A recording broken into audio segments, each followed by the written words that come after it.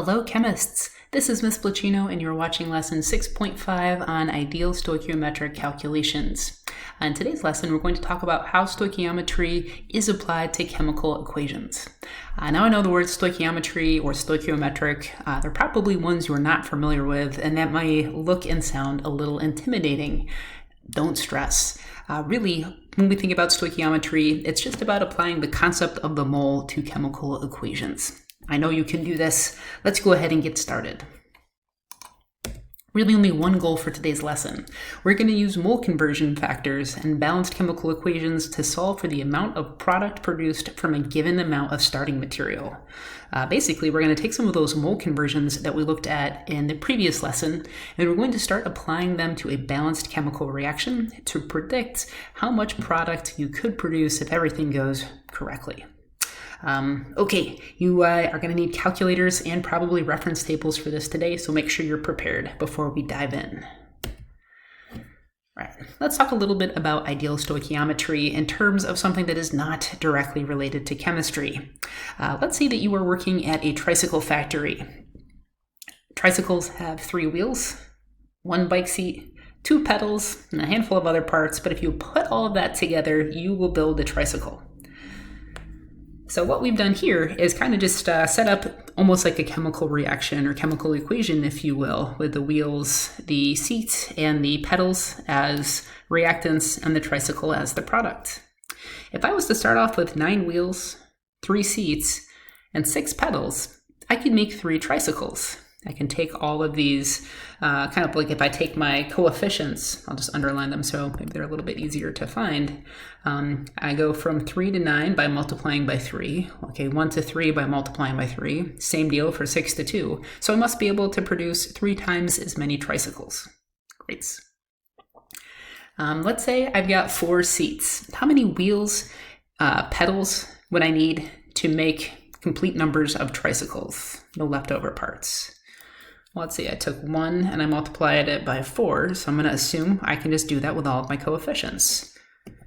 Yeah, I would need 12 wheels. 2 times 4 gives me 8 pedals, and that would enable me to produce 4 tricycles.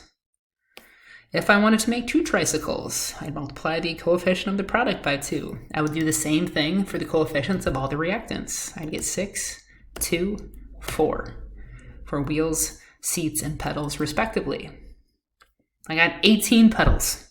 Okay, 2 to 18 multiplied by 9. So that means 27 wheels, 9 bicycle seats, my 18 pedals to make 9 tricycles.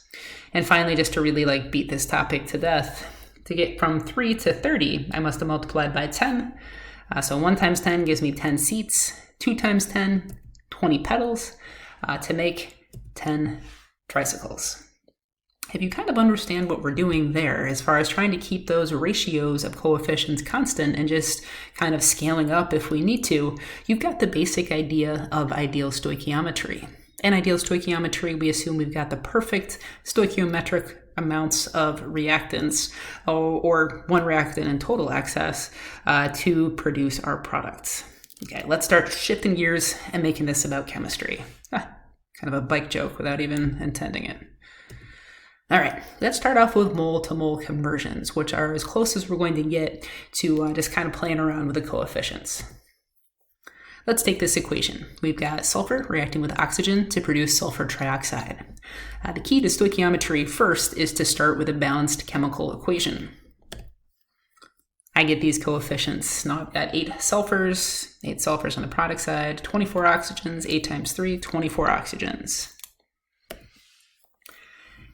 Most students, when they're new to chemistry, think this equation means 1 S8 molecule reacts with 12 O2 molecules to produce 8 SO3 molecules. Instead of thinking in terms of single molecules, or a dozen molecules in this case, scale up. Think about the coefficients as representing ratios of moles. So I've got 1 mole of sulfur reacting with 12 moles of oxygen to produce 8 moles of sulfur trioxide. It's still the same math, we've just kind of changed our perspective a little. Let's say you need 24 moles of sulfur trioxide for whatever reason. How many moles of S8 would be used? My guess is you can do this one in your head, but let's think about the setup for this calculation. I know what I need, 24 moles of SO3. I can use the balanced chemical equation. For every 8 moles of SO3, I must have used 1 mole of S8. Now, this might be overkill from like a work showing perspective, but it'll get a little bit more complicated very quickly. 24 times 1 is 24. 24 divided by 8 gives me 3 moles of S8.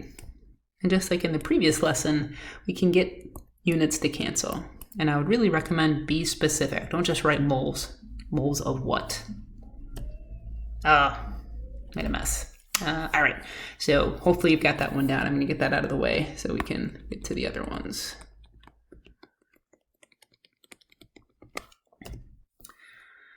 You are going to use 6 moles of O2. How many moles of SO3 could be produced? In this case, we're scaling down.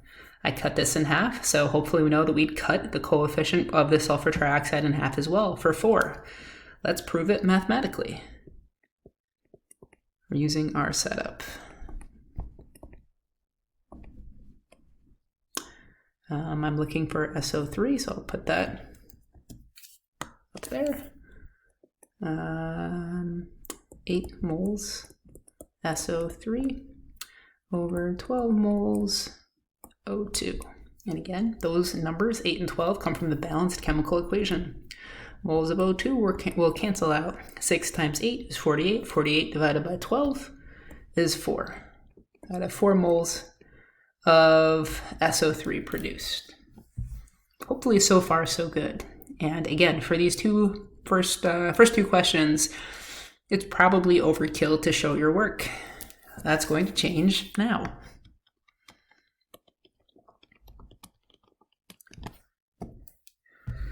Let's say you use 2.7 moles of S8. How many moles of O2 are needed? Probably can't do this one in your head. Take the number I'm given along with the units, and I'm going to be specific, not just moles of S8. I'm going to go back to the balanced chemical equation. I was asking about O2, so for every 12 moles of O2 that would be produced based on the balanced chemical equation, I know that 1 mole of S8 was used. So now it's just a quick calculation. I would take 2.78 times 12. And be careful with sig figs here. I would round this to 33.4 moles of S8 cancel out, leaving me with just moles of O2.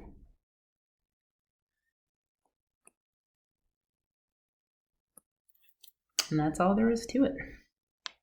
That's how we can incorporate the balanced chemical equation into some of our conversions. All right, let's make it a little bit more interesting. This is about as challenging as I can make it. I can ask you to do gram to gram conversions. So we're told that 14.8 grams of S8 react with O2. Since no amount of O2 has been specified, we're going to assume that it's just kind of burning in the open atmosphere. There's plenty of oxygen present to produce our product. How many grams of SO3 will be produced? So I've got something not in moles going to another quantity that's not in moles. And again, this is as complex as I can make it. I'm going to flip over to the notes and walk through this with you.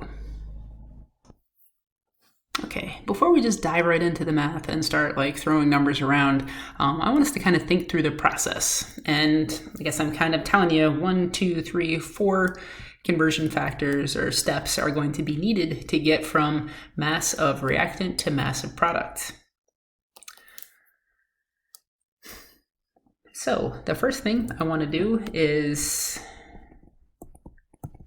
take number and units and rewrite them. So I've got my 14.8 grams S8 over 1. Okay. I can't really compare grams to grams since S8 and SO3 are going to have two very different molar masses. What unit should I try to convert into? Hopefully you're thinking the mole. Everything in chemistry works through the mole. If you're looking at a stoichiometry problem and you're stuck, convert something into the mole. How can we convert S8 out of grams and into moles? Well, we need to know its molar mass. So I will use S8 molar mass to convert into moles. So sulfur has a mass of about 32 grams per mole times 8. That gives me 256 grams of S8 per mole. So a mole of S8 would have a mass of about 256 grams. That gets my S8 to cancel.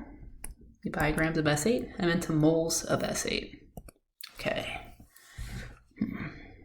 How can I connect moles of S8 to SO3? Hopefully you're thinking, use the balanced chemical equation.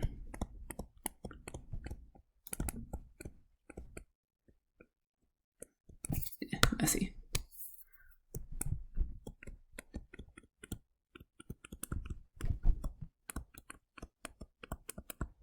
So we can use the balanced chemical equation to convert out of moles of S8 and into moles of SO3. So 1 mole of S8, coefficient of 1 in the equation, could produce 8 moles of SO3. And just using the coefficients from the balanced chemical equation. That'll allow me to cancel out moles of S8. Ooh, almost there. One more step. The question is asking for how many grams of SO3 will be produced. So I've got to get out of moles and into grams. So I can use the SO3 molar mass to convert into grams. So oxygen is about 16 grams per mole each, 3 times 16. I'll add that to 32. And I get a molar mass of roughly 80 grams per mole. So 1 mole of S8 would have a mass of 80 grams. Oops, a mole of SO3. I was testing you. Did you catch it? Yeah, just made a mistake. All right, so I can cancel out moles of SO3, and I'm left with grams, more specifically of SO3. Now it's just a math problem. I've got 14.8 times 8 times 80 in the numerator. I'm going to divide that by, it looks like just 256. Be mindful of your significant figures. I'm getting 37.0 grams of SO3. So a whole bunch of conversions to go through, but let's kind of just go through the steps again and make sure that we've got the hang of it. Take the unit you are provided with and convert into moles. When in doubt, just get to the mole. If given mass, use molar mass. It's a little bit of extra work. We have to do some calculations to find the molar mass of the substance in question. If given volume, use molar volume. So if you're given a gas, for example, we could use 22.4 liters per mole to convert. Convert from moles of reactant to moles of product using the balanced chemical equation.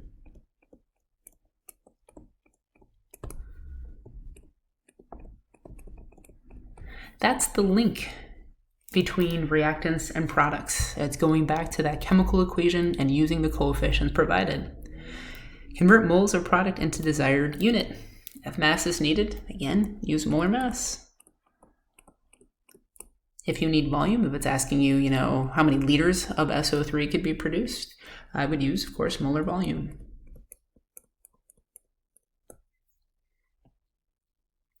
And finally, check to make sure that your answer has the correct number of significant figures.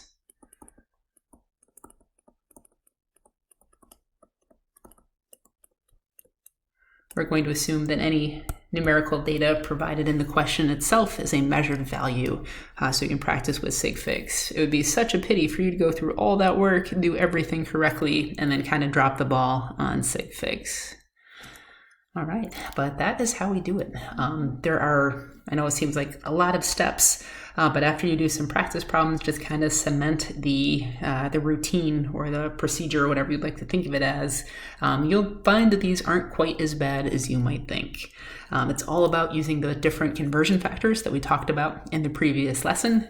And now the big change is going back to a balanced chemical equation. That's going to allow us to go from talking about, a reactant, in this case it was S8, into a product like SO3. So this is a really powerful technique that you can use and apply to different chemical equations. All right, that wraps it up for today. Thanks for tuning in, and I hope you found this helpful.